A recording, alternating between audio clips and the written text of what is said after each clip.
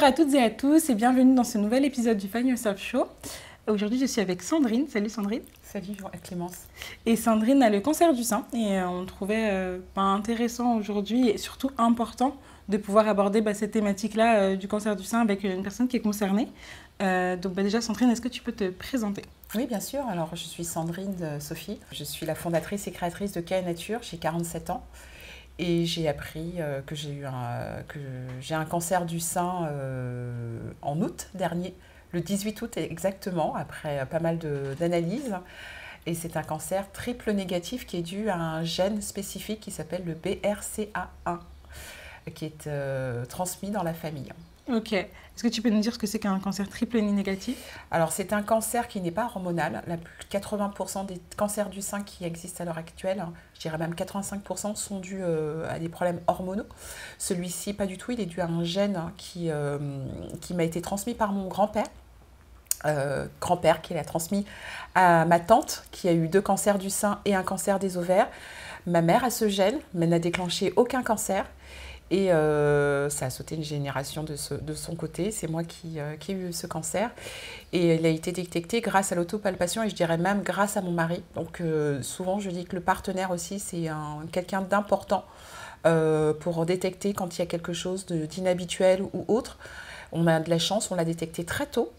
Mais il faut savoir aussi que c'est grâce à mon assistance qu'il a été détecté parce que lorsque j'ai passé mes examens médicaux, mammographie et radiographie, il n'a pas du tout été détecté. C'est en insistant vraiment lors de l'examen de radiographie que j'expliquais au radiologue présent que j'étais venue pour quelque chose de précis. Est-ce qu'il l'avait vu? Et ne l'ayant pas vu, je lui ai indiqué l'endroit où je sentais cette boule en question, cette masse. Et il a dû refaire l'examen et c'est là que tout s'est déclenché. Biopsie, résultat de biopsie. Et là, vous avez l'impression que vous n'êtes plus vous. Je me suis plus sentie Sandrine, mais d'un coup malade. Et le corps médical vous prend en charge et vous dit exactement ce que vous devez faire, où vous devez aller. Et ça a été très dur. Le moment où j'ai appris ce cancer du sein, c'est vraiment, on a l'impression que le ciel vous tombe sur la tête. Et ça ne touche pas que moi. Ça touche tous les membres de ma famille. Et c'est ça qui est le plus dur, parce qu'un cancer, ça ne touche pas qu'une seule personne, mais ça touche tout l'entourage. Okay. On va revenir justement sur comment tu vis le cancer et comment les personnes autour de toi peuvent le vivre aussi. Mais déjà, parce que c'est hyper important de le faire, on a l'impression qu'on le fait beaucoup, mais pas assez encore. Est-ce que tu peux nous parler, on va faire de la prévention. Comment on fait, toi tu l'as dit par l'autopalpation et grâce à ton mari, est-ce que tu veux nous en parler un peu plus? Et pour toutes les femmes qui ne savent pas comment faire pour s'autopalper, où est-ce qu'on peut se diriger, comment on peut faire? L'autopalpation, alors il y a une association que je suis actuellement qui s'appelle l'association Autopalpation, qui indique qu'il y a des gestes qui sont très rapides, qui se prennent même pas 1 minute par sein à réaliser, et le ganglion également sous les bras, parce que ça peut être détecté aussi à ce qu'on appelle le ganglion sentinelle qui peut se trouver sous chaque bras. C'est tout simplement prendre 3 doigts et faire le tour du sein en appuyant très fortement et en insistant et en partant du plus loin vers le centre du téton, et ça permet vraiment de sentir ou pas s'il y a une masse ou quelque chose. Et l'idéal, c'est de le faire vraiment 1 fois par mois, se dire, ou même se mettre un rappel. Maintenant, on fonctionne à tous avec des rappels. Le 1er du mois, le matin, au moment où je me prépare, je fais pendant 2 minutes l'autopalpation. Je passe également sous le bras, voilà.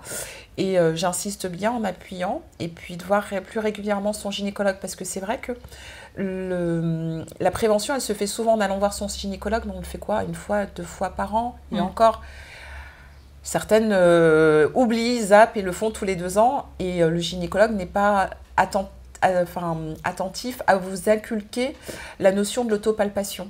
Donc cette association, le collectif Autopalpation, décide de mettre des affiches chez les médecins et gynécologues pour que ça soit vraiment quelque chose qui soit automatique chez la femme de faire l'autopalpation. Alors je parle de la femme, mais il existe aussi le cancer du sein chez l'homme. Okay. Il est rare et il est souvent dû à ce fameux gène que j'ai. Donc il n'est pas hormonal, et donc ça peut arriver aussi chez les hommes, le cancer du sein. Alors le mien, il est plus spécifique parce que c'est un cancer qui se développe très rapidement et qui malheureusement est le plus mortel. lorsqu'il se transforme en métastase. Alors les métastases, ce sont des éléments du cancer qui vont se répandre dans le corps. Et donc il y a des examens spécifiques qui sont réalisés pour vérifier si vous avez ou non des métastases. D'accord, ok. Bon, bah, merci du coup de nous dire tout ça. Je pense que c'est hyper important pour les personnes qui ne savent pas. Et ça nous permet d'en savoir plus aussi sur cette maladie qui finalement est assez floue quand on n'est pas atteint ou qu'on n'a pas un membre de sa famille qui est atteint. C'est le but du coup qu'on en parle aujourd'hui. Donc tout à l'heure, tu disais que oui, tu as eu l'impression que le monde s'écroulait sur ta tête quand tu as appris ton cancer. Est-ce que tu te souviens concrètement de ce que tu as pu penser en fait? Est-ce que c'était la peur de dire tout simplement peut-être je vais mourir, ou mes projets ou ma famille? Qu'est-ce qui t'a... Alors forcément on pense à la peur. Forcément on pense à la peur parce que ça faisait tout juste un mois et demi que je venais de perdre mon oncle aussi d'un cancer. Mais en même temps j'avais une femme forte comme repère qui est ma tante, qui a vécu 2 cancers du sein. Elle a terminé son protocole de soins pour son cancer des ovaires. Elle a attendu trop longtemps avant de faire le test du gène. On lui avait conseillé de le faire depuis longtemps quand elle a eu son 2e cancer. Et ça aurait pu peut-être m'éviter de l'avoir, sauf que les résultats sont tombés au moment du Covid. Donc nous, le Covid, on a mis ça, moi j'ai reçu le courrier, j'ai mis ça un petit peu de côté en me disant je vais m'en occuper après, le temps a passé, parce que je suis chef d'entreprise, donc préoccupée par mon quotidien, j'ai mis ça de côté. Et je suis persuadée que l'élément déclencheur de mon cancer est dû à un stress dû par mon activité professionnelle. Ce qui est rare pour ce cancer, c'est de l'avoir eu à mon âge. C'est un cancer, ce type de cancer qui intervient très tôt, aux alentours de 26-31 ans. Et moi, il est arrivé à mes 47 ans. Donc les médecins sont assez étonnés, ils surveillent un petit peu, surtout les généticiens. Ma mère ne l'a pas eu. Moi, je l'ai eu très tardivement. Donc ça amène encore de nouvelles données sur ce gène. Et je tiens juste à rappeler que vous avez dû en entendre parler de ce gène, parce qu'Angelina Jolie, lorsqu'elle a su qu'elle avait le même gène de cancer que sa maman, avait décidé à l'époque de faire l'ablation de ses seins et de ses ovaires. Et donc c'est elle qui a mis en avant justement qu'il existait ce type de cancer dont on entend très peu parler. En règle générale, celles qui l'ont s'appellent des triplettes, parce que triple négatif, pourquoi? Parce qu'il attaque et les seins, les 2 seins et les ovaires. Et beaucoup sont décédés. Moi j'ai 2 cousines à ma maman qui sont décédées de ce cancer et qui avaient ce gène. D'accord, ok. Voilà. Ok, alors du coup, aujourd'hui pour toi, qu'est-ce que c'est concrètement de vivre avec la maladie? Comment ça impacte ton quotidien? Quand je l'ai su, ça a été très dur. Mais très dur, hein. Il y a des moments où c'est difficile psychologiquement, on ne sait plus quoi penser. Mais je n'avais pas envie de le vivre comme quelque chose qui allait être une fin en soi. J'avais mon entreprise, donc j'ai eu la chance de m'arrêter à un moment où je reconstituais une nouvelle équipe, une équipe solide. Mon mari reprenait un petit peu les rênes. Et donc, du coup, je partais confiante au niveau du traitement. J'ai rencontré un oncologue qui est génial, le docteur Bellard, qui est mon oncologue. Je devais déménager et je pouvais me faire soigner ailleurs, et j'ai décidé de continuer à être avec elle. Et ce qui est assez marrant, c'est que c'était exactement le même médecin que ma tante aussi. Elle avait fait le protocole de soins de ma tante pour son début de son protocole pour le cancer des ovaires. Et quand ma tante a su que c'était ce médecin-là, elle m'a dit écoute, là j'ai pas peur, tu peux y aller en toute confiance avec elle. Et c'est hyper important le travail que fait les équipes médicales qui accompagnent les malades du cancer du sein. Vous ne pouvez pas savoir cette bienveillance, cette attention qu'elles ont. Alors je dis elles parce que c'est souvent des femmes, mais j'ai rencontré des hommes aussi. C'est essentiel pour nous, parce que cette bienveillance, ça nous permet de suivre ce parcours tranquillement. Et moi, je l'ai fait vraiment en me disant, dès le départ, elle m'a dit, voilà ce qui va se passer. J'ai posé toutes les questions, je m'étais préparée, je me suis renseignée avant, ça c'est mon côté un peu chef d'entreprise. Et pour moi, j'étais partie dans, allez, hop, on a 8 mois de traitement, on va le faire. Et puis après, on passe à autre chose. Sauf que ça n'avait plus que 8 mois.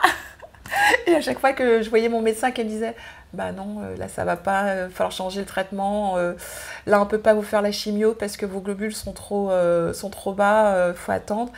Je dépérissais et je me disais mais c'est pas possible. Et en même temps, elle me disait, oui, mais ça se passe bien. Donc, le principal, c'est que on avance petit à petit. Et puis, je négociais avec elle parce que, certes, je ne pouvais pas travailler, mais j'avais, comme par hasard, à ce moment-là, des choses bien qui arrivaient professionnellement.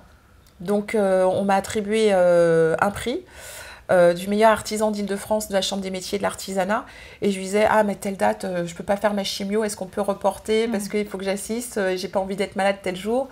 J'avais un autre événement, c'était Innovation Outre-mer, où on concourait pour être également la meilleure entreprise des Outre-mer du milieu artisanal. On a remporté le prix également, donc pareil, je négociais, je disais, voilà, il y a 2-3 jours où il faut décaler la chimio parce que je dois être présente. Et ils se sont adaptés à moi, ils ont décalé les chimios pour que j'y aille en n'étant pas malade. Et à ces événements-là, je pense que personne ne s'est rendu compte que j'avais un cancer. Ok. Donc du coup, aujourd'hui, tu peux dire que tu vis avec, juste tu vis avec, mais ça ne te stoppe pas. Je vis avec la maladie, mais je ne supporte pas la maladie. Je ne la supporte pas. Je vis avec. Je pense que les gens qui me voient au quotidien ne s'imaginent pas que j'ai un cancer du sein. Mais je n'ai pas le poids, ça ne se voit pas sur moi, je pense, que le poids de la maladie. Et toutes les fois où ça n'allait pas bien, j'étais à la maison. Et voilà, et souvent on me disait, mais repose-toi. J'avais pas envie d'être dans ce rôle de malade, allongée dans un lit. Souvent, je restais sur mon canapé en mode chill, je regardais la télé, etc. Et on me disait, mais va te coucher, va dans ta chambre et tout. Non, parce que pour moi, c'était mettre un mot sur vraiment, je suis malade et donc je dois être reclus dans une chambre, dans le noir, etc. Ça, je voulais absolument pas ces images qu'on voit, qui sont véhiculées parfois dans des films, hein, parce que c'est peut-être pas la réalité. Je voulais pas vivre la maladie comme ça. Ouais, je comprends. Mais est-ce que la maladie a changé ton regard sur toi en tant que femme, ton regard sur toi-même? C'est dur. C'est le cancer du sein, je pense que c'est la maladie qui touche à ta féminité. Et en plus, moi, on m'a opérée fin avril, on m'a retiré, j'ai dû subir l'ablation des 2 seins et des ovaires. Alors j'ai eu la chance d'être tombée sur une équipe médicale formidable puisque au départ, il était question que je fasse à chaque fois des opérations différentes, le sein gauche où il y avait le cancer, puis opérer le sein droit, puis faire la reconstruction, puis faire les ovaires. Et je leur ai dit, mais on ne peut pas tout faire en même temps. Ils m'ont dit, oui, on vous laisse réfléchir. J'ai dit, non, je fais tout en même temps. Et au départ, c'était d'abord les seins à la reconstruction et les ovaires. Et le jour où j'ai rencontré la chirurgienne pour faire l'opération à l'Institut Curie, elle m'a dit, vous savez, on peut faire les ovaires aussi en même temps. Ah, je dis, si on fait les ovaires en même temps, ça me va. Elle me dit, mais je vous laisse le temps de réfléchir. Je dis, non, il n'y a pas besoin de réfléchir. On fait tout en même temps. Et donc, j'ai été opérée le 18 avril, le jour de la Saint-Parfait. C'est elle-même qui me l'a fait remarquer, par 2 chirurgiennes, très jeunes. Donc sur le moment, je me suis dit, oh là, mais c'est des bébés. Est-ce qu'elles vont savoir bien m'opérer? Et elles ont fait un travail formidable. L'infirmière qui m'a suivie à domicile, quand elle a vu l'opération, elle me dit, mais on ne voit pas vos cicatrices, la reconstruction est bien faite. Franchement, elles ont bien bossé. Ok. Donc voilà. Du coup, comment ça va le post-opération, psychologiquement parlant, comment tu te sens? Je suis sortie de la salle d'opération avec le sourire. Avec le sourire parce que je me suis réveillée et j'étais vivante. Voilà, parce que c'est un risque, hein, se faire opérer, un cancer, un traitement. Y a aucun, les médecins ne peuvent pas vous dire qu'il n'y a aucun risque. Donc il y a toujours un risque. Hein. C'est la première fois que je me faisais opérer. Bon, j'ai accouché de 2 filles, j'ai eu 2 césariennes, mais j'étais consciente. Là, c'est la première fois qu'on me faisait une anesthésie générale. C'est une opération qui durait très longtemps.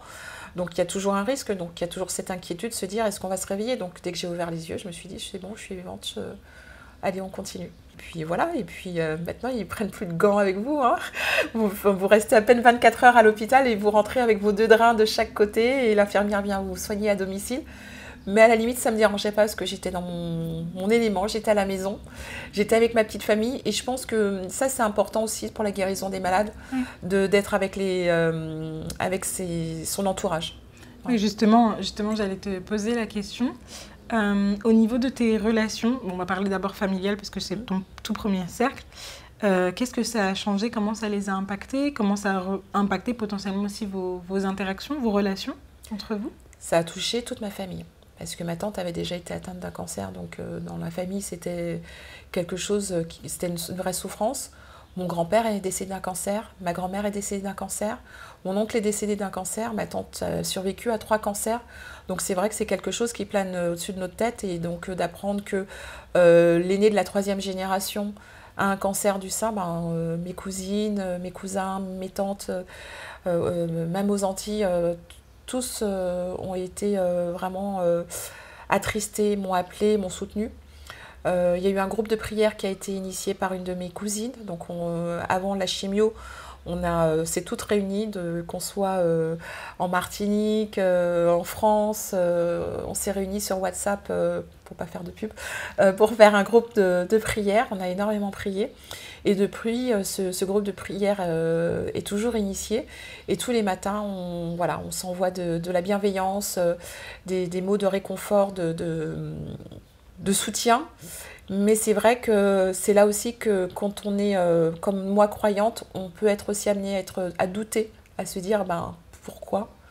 Pourquoi moi ? Pourquoi avec tout ce que j'ai déjà vécu, parce que j'ai déjà vécu des tragédies, pourquoi je suis encore touchée ?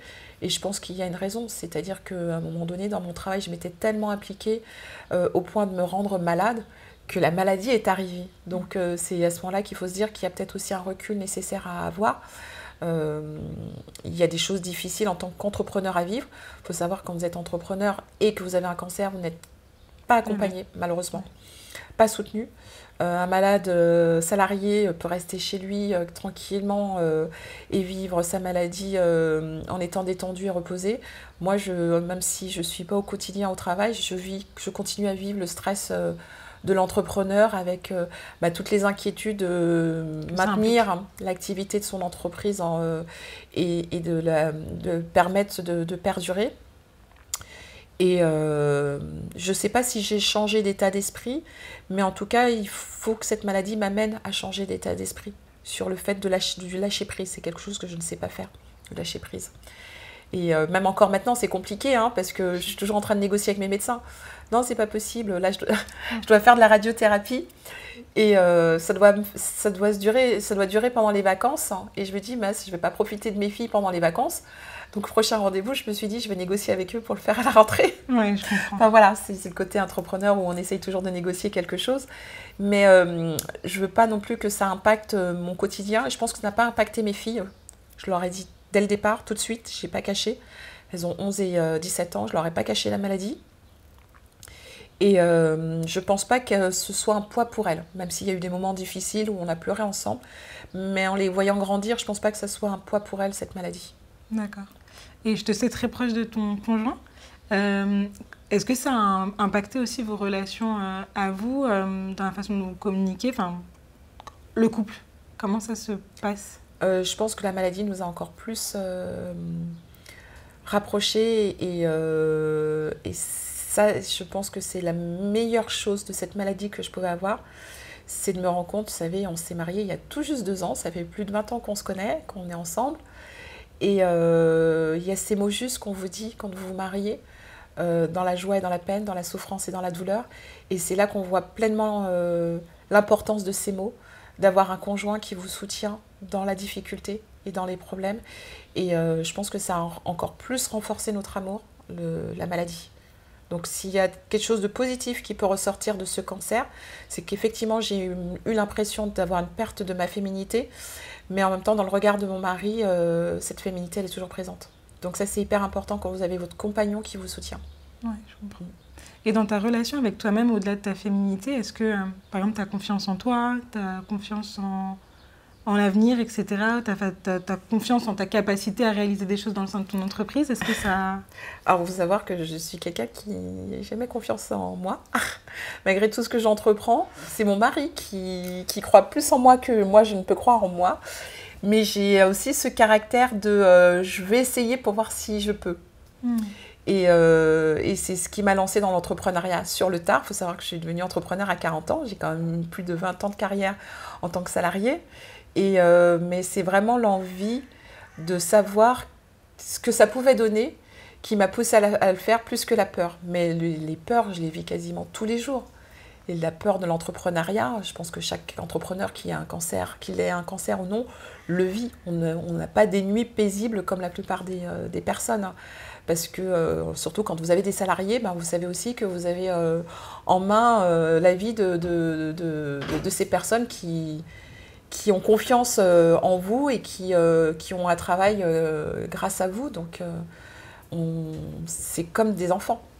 Du coup, bah, justement, est-ce que... donc, du coup, ça fait 7 ans du coup, que tu as Calia Nature. Oui, on est sur notre 8e année. Waouh, bravo. Parce qu'effectivement, entreprendre dans le domaine capillaire, en plus pour... Enfin, on va te laisser parler de la marque, mais on sait que c'est pas, c'est pas simple.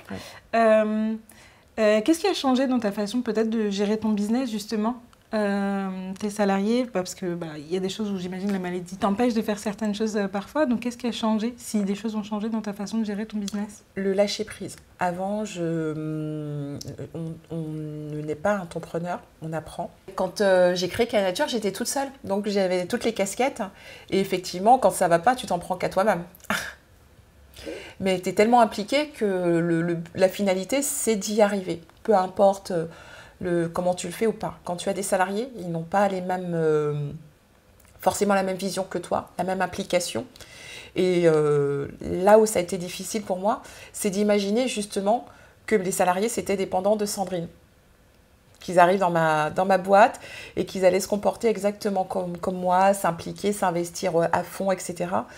Et c'est très compliqué de jongler avec les personnalités et d'être fin psychologue. Donc effectivement, il y a eu des choses un peu compliquées. Et en discutant avec d'autres entrepreneurs, on se rend compte tous qu'on est un peu on vit un peu les mêmes problèmes, les mêmes histoires. Et avec ce cancer, ça m'a mis une claque en me disant, écoute, c'est pas important. Et c'est exactement les mots de mon mari à chaque fois. Il me dit, mais c'est pas grave, c'est pas important ça. Ce qui est important, c'est où tu veux amener ton entreprise, où tu veux aller. Si ça va pas avec quelqu'un, s'il veut pas rester, il faut le laisser partir, on trouvera quelqu'un d'autre. Mais toi, tu es le pilier. Il faut pas que tu t'attaches à ces choses qui sont sans importance. Et ça, c'est des choses qui ont été très difficiles pour moi à accepter parce que je suis peut-être aussi quelqu'un qui réfléchit trop. Et donc, je cherche toujours à comprendre pourquoi ça n'a pas fonctionné avec quelqu'un. Et parfois, quelqu'un qui quittait mon entreprise, je pouvais en pleurer en me disant, mais qu'est-ce que j'ai fait de mal ? Qu'est-ce qui s'est passé ? Et au final, c'est la vie d'une entreprise. C'est-à-dire qu'il y a des gens qui rentrent dans votre vie, qui font un chemin avec vous.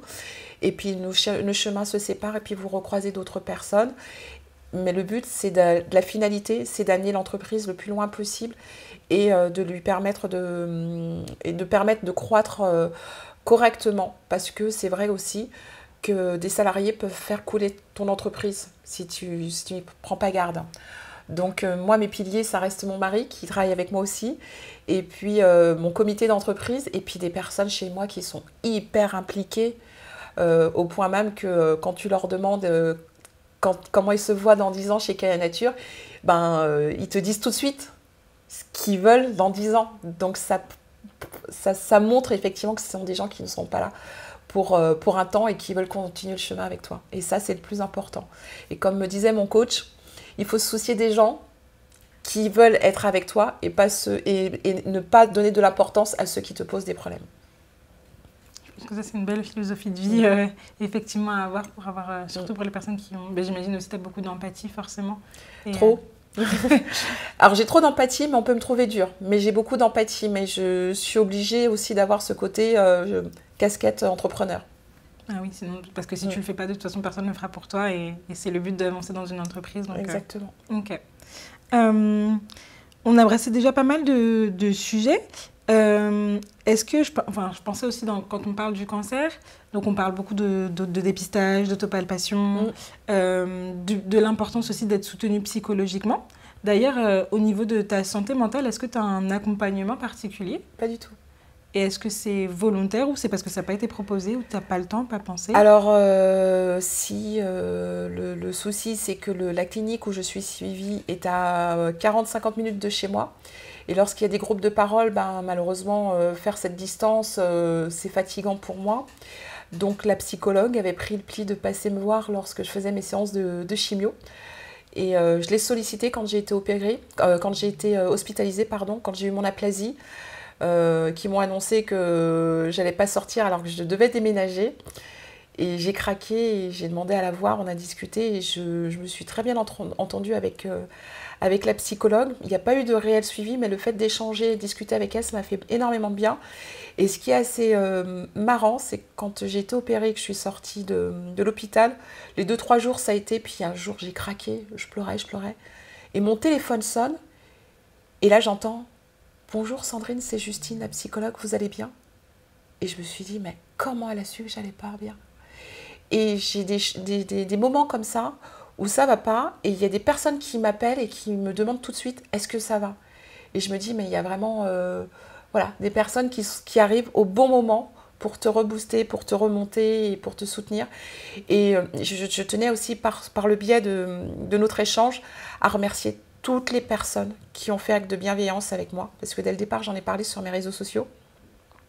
Et j'ai reçu un nombre incroyable de messages de personnes qui m'ont dit des mots, en me disant que j'étais quelqu'un de formidable, que j'allais m'en sortir, qui m'ont envoyé des messages vraiment de soutien, des prières. Et j'ai même une socio-esthéticienne du coup qui m'a contactée en me disant ben voilà, je suis socio-esthéticienne, j'accompagne des malades, ça peut être compliqué pour toi de venir me voir, on s'appelle un jour et pendant 1 heure on échange et je te donne tous les conseils qu'il faut parce que souvent à l'hôpital on ne va pas te les donner. Et effectivement c'est elle qui a permis que ma peau ne s'abîme pas, parce que dès le départ elle m'a dit voilà, quand tu vas commencer la chimio il va se passer ça, il faut absolument que tu mettes tel type de crème. Elle m'a donné toute une liste de produits à utiliser. Il faut que tu mettes du vernis pour tes ongles pour éviter que ça se décolle, parce qu'à l'hôpital on ne va pas t'en parler. Et effectivement j'ai utilisé ce vernis. Bon, malheureusement j'ai eu un problème à l'orteil du pied droit, donc j'ai dû être opérée, ce qui a reculé ma séance de chimio. Entre parenthèses, un décollement de l'orteil, c'est horrible, horrible. Mais voilà, tous ces conseils ont fait que j'ai pas été touchée par la chimio, parce que la socio-esthéticienne m'a donné tous les tips, tous les conseils. Et ce que je voulais dire aussi aux personnes qui sont malades du cancer, il ne faut pas en avoir honte. Quand j'en ai parlé sur les réseaux sociaux, ma tante qui a eu 3 cancers a appelé ma mère et elle lui a dit mais pourquoi elle a fait ça? Alors, ma mère dit mais quoi? Je dis pourquoi elle en a parlé sur les réseaux sociaux? Je dis mais pourquoi j'en parlerai pas? Au contraire, si je peux éviter, ne serait-ce qu'une ou 2 femmes, d'éviter de vivre ce que je vis par de la sensibilisation, c'est toujours ça de gagner. Et c'est pas une honte. Ma tante, quand elle a eu son cancer à 31 ans, pour elle, c'était une honte et elle s'en cachait, elle ne voulait en parler à personne. Et c'est comme ça qu'elle s'est renfermée sur elle-même. Et au contraire, plus j'en parle et plus je me rends compte qu'il y a au moins une personne à qui j'en parle qui a eu soit une mère, une sœur, quelqu'un ou soi-même touché par le cancer. Ouais. Voilà, je pense que c'est la maladie du siècle. C'est sûr, ouais. Je lisais des études qui disaient qu'il va y en avoir de plus en plus. Ah, clairement, ouais. Et il faut qu'on s'y prépare. Donc, plus il y a de prévention, mieux c'est en fait. Je disais donc du coup, est-ce qu'il y a des trucs dont on ne parle pas aussi, au-delà de l'autopalpation, le fait de sensibiliser, la prévention, le soutien psychologique, etc. Il y a des trucs sur le cancer qu'on ne dit pas assez selon toi? Je pense Alors, la prévention, c'est important. Et je dis, la prévention, c'est bien, mais pas que pendant la période d'Octobre Rose, parce que c'est vrai que tout le monde va être sensibilisé à ce moment-là, et puis on va passer à autre chose. Je pense qu'on en parle beaucoup, mais quand on n'est pas touché, on n'y prête pas attention. Ouais. L'année dernière, parce que j'avais un cancer du sein, j'ai eu l'impression que Octobre Rose 2022, on a tellement parlé de cancer que j'ai l'impression qu'on en parlait partout et que ce n'était pas le cas auparavant.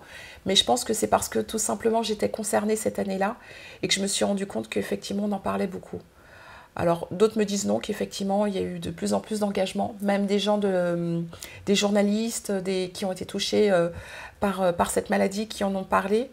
Et ça doit continuer parce qu'il y a encore des personnes qui meurent du cancer, et que même du cancer du sein, même si c'est 11% de décès, mais voilà, c'est 11% de trop. Oui, clairement. Merci de le dire.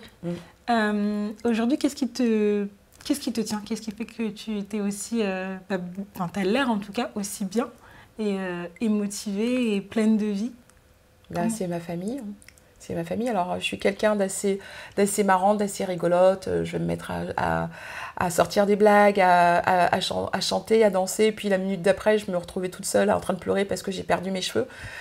Tu m'as connue, tu as connu mes cheveux. Donc, effectivement, la première chose que j'ai pensé quand j'ai su que j'avais un cancer, c'est même pas est-ce que je vais mourir ou quoi que ce soit. Je me suis dit, mes cheveux.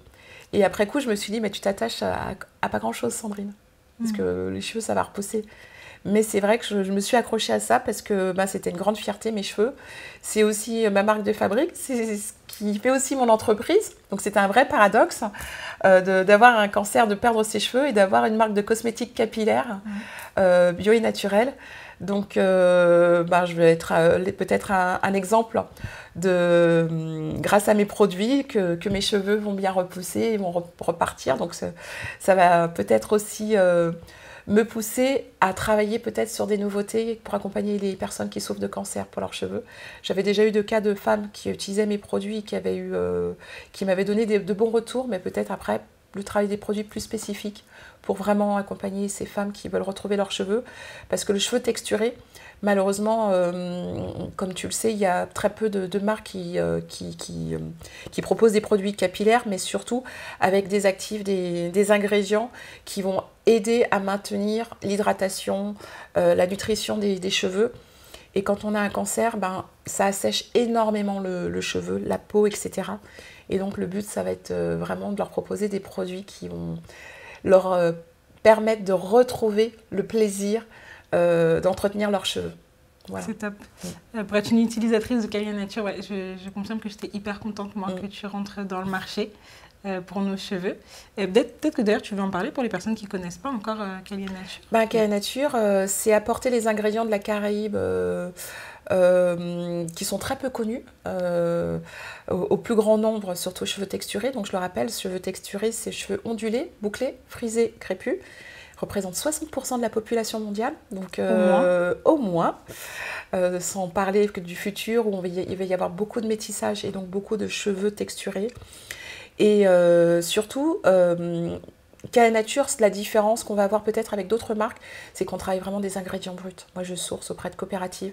Je travaille avec des ingrédients qui sont issus de la pharmacopée de la Caraïbe, donc la sapote, la baie Saint-Thomas, qui est une huile essentielle, mais qui découle d'une plante qu'on utilise dans nos plats traditionnels, une feuille qui s'appelle le bois d'Inde, oui. Voilà exactement, et qui est excellent pour favoriser la pousse des cheveux, pour assainir le cuir chevelu, les problématiques de pellicule et aussi régler les problématiques d'excès de sébum. Donc vraiment un panel de possibilités avec cette huile essentielle qui est assez exceptionnelle. Et donc on va aller sourcer des matières premières peu connues dans nos ingrédients, ce qui nous a permis cette année justement de recevoir pour 5 de nos produits le label élu produit de l'année.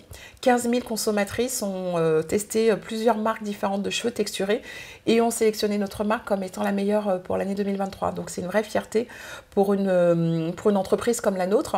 Je vais arrêter de dire qu'elle est petite, puisqu'a priori, certains me disent que vu le chiffre d'affaires qu'on fait, on n'est plus une petite entreprise. Non. Mais l'idée, c'est vraiment d'avoir cette fierté, de se dire que malgré la maladie, l'entreprise, elle continue de grandir et que ça n'a pas été un frein, mais au contraire, ça va peut-être me porter pour établir ou créer de nouvelles choses pour peut-être des personnes qui ont des besoins bien spécifiques, parce que c'était le cas.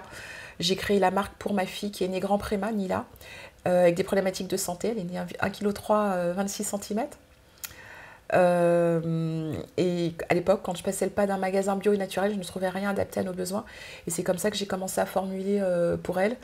Et c'était pas dans le cadre d'une création d'entreprise, vraiment pour un besoin propre qui s'est avéré être un besoin de pas mal de personnes. Hein.